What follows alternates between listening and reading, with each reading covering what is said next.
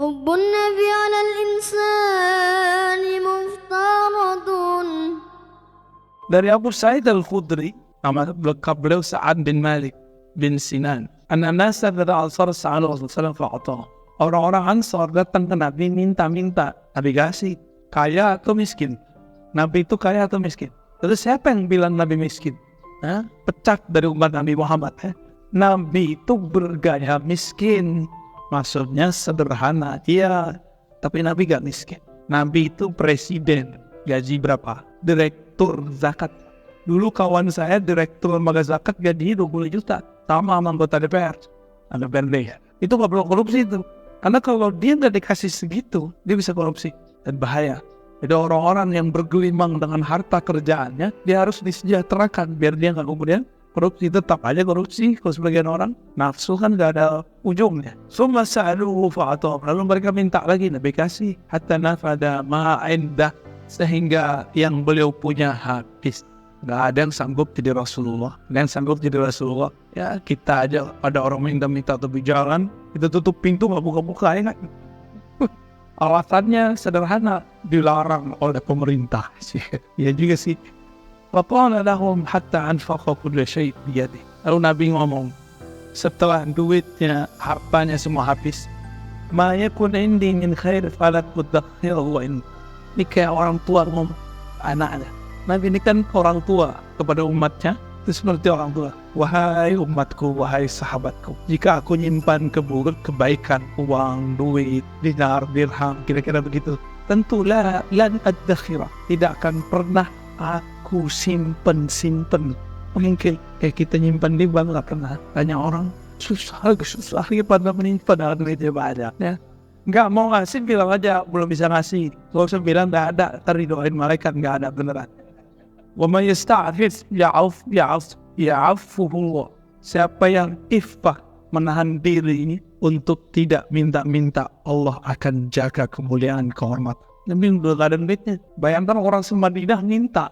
Wa may yastaghni yughnihillah. Siapa yang merasa cukup dengan yang Allah beri, Allah akan kayakan dia. Berarti kaya itu dari Allah, bukan dari harta. Wa may yatasabbar yusabbirullah. Siapa yang berusaha sabar, Allah akan membersamainya. Wa ma u'tiya ahadun ata'an khairan wa awsa' min as-sabr. Tidak ada rezeki yang lebih tinggi, lebih banyak, lebih bernilai daripada sabar. Jadi sabar ini luar biasa. Ternyata sabar itu ada sabar dari kepayahan, ada sabar dari meminta-minta. Nah ini babnya. Sabar dari meminta. Bahkan minta ke Allah aja malu punya orang. Karena Nabi SAW mengatakan, siapa yang sibuk man syaghalani zikri, siapa yang sibuk berzikir, baca Quran, sholat, kuliah Allah, an mas'alati, sehingga gak sempat meminta kepadaku, aku akan berikan kepadanya ma'u'tis sa'ilin, apa yang aku berikan kepada yang meminta. Maka pilih mana, meminta atau zikir. Mending zikir lah. Maka kalau ada zikir diajarkan guru pagi sore, amalkan itu. Paling cuma 15 menit. Itulah bedanya zikir dengan ilmu. Ilmu, Bapak duduk dari tadi, rasanya kan sebentar. Gak pegel kan kakinya? Coba duduk 5 menit langsung kesemutan. Kecuali pikirannya lagi di rumah tuh, gak nyaman. Kakinya tiba-tiba gerak aja tuh. Main kebelet kali ya. Ajaban li amril mu'min. Hadis berikut dari Suhaib bin Sinan. Nabi bersabda SAW, ajaban li amril mu'min. Sungguh menakjubkan orang beriman itu semua urusannya. Kenapa?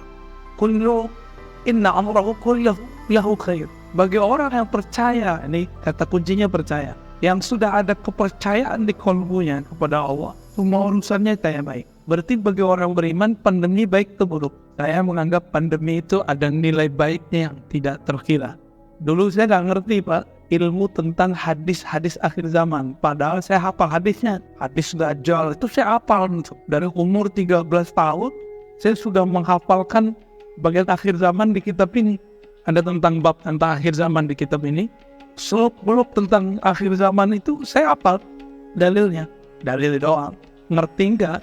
Benerlah kata Nabi, rubba hamili fikin ila man huwa afqah. Bisa jadi ada orang yang hafal, ngajar kepada orang yang dia ajar nanti lebih pintar. Selama pandemi, saya ngaji lagi. Kalau enggak, ngajar terus. Kapan belajarnya?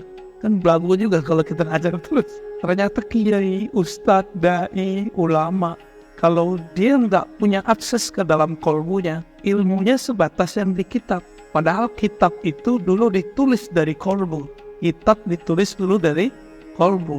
Nah, ini disorientasi para santri dan para kiai sekarang. Mereka menghukumi bab kolbu dengan apa yang di kitab. Kalau nggak ada di kitab, dia nggak percaya.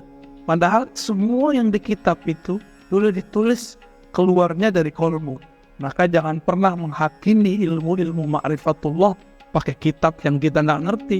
Dan banyak hari ini kawan-kawan saya terhijab, terhalang untuk belajar ilmu tentang ma'rifatullah. Cuma karena dia bilang, kok di pesantren saya nggak ada orang ngajar begitu. Ya pesantren ente sih ya.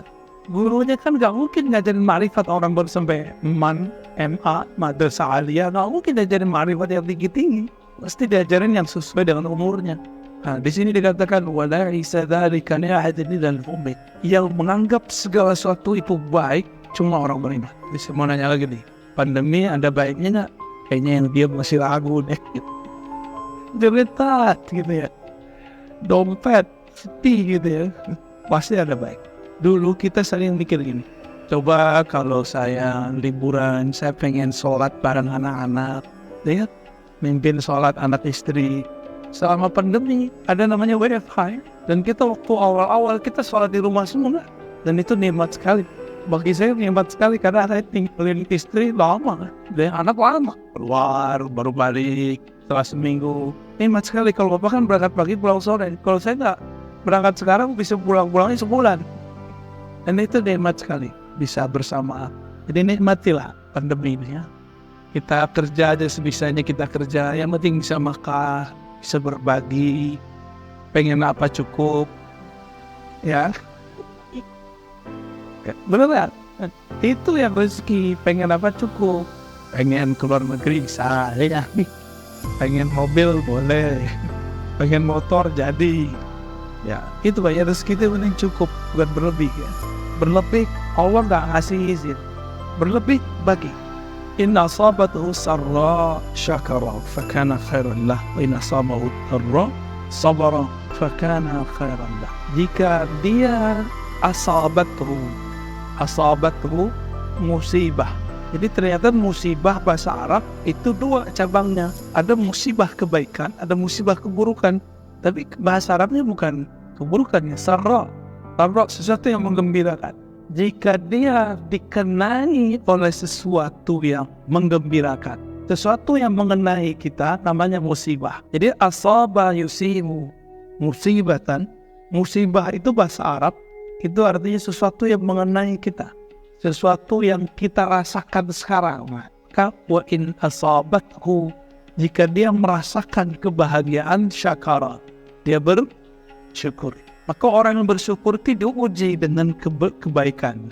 Jadi bapak yang lagi bisa beli rumah di komplek ini, bisa beli kendaraan, bisa punya anak istri, atau tinggal di mana aja, berarti dapat musibah kebaikan.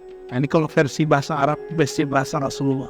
Wa in asabathu dharra, jika dia ditimpa, mendapatkan atau merasakan dharra, nggak sanggup melebihi batas diri kita. Maka jangan bersyukur dengan jiwa, bersyukurlah dengan ruh. Kalau dengan jiwa nggak kuat, ya, maka orang bilang, saya nggak sanggup pak, saya nggak sanggup ustadz. Gitu, banyak orang ngomong begitu. Itu karena dia dengan jiwanya. Maka bacalah zikir, hadapilah masalah dengan ruh. Ruh itu murni, abadi, dia tidak ada limit dan batasnya. Ngadepin pasangan, jangan pakai perasaan pak, ya. Maka nanti kamu udah bertahun-tahun hidup aku kok gitu-gitu aja. Nah itu kalau pakai nafsu itu ya.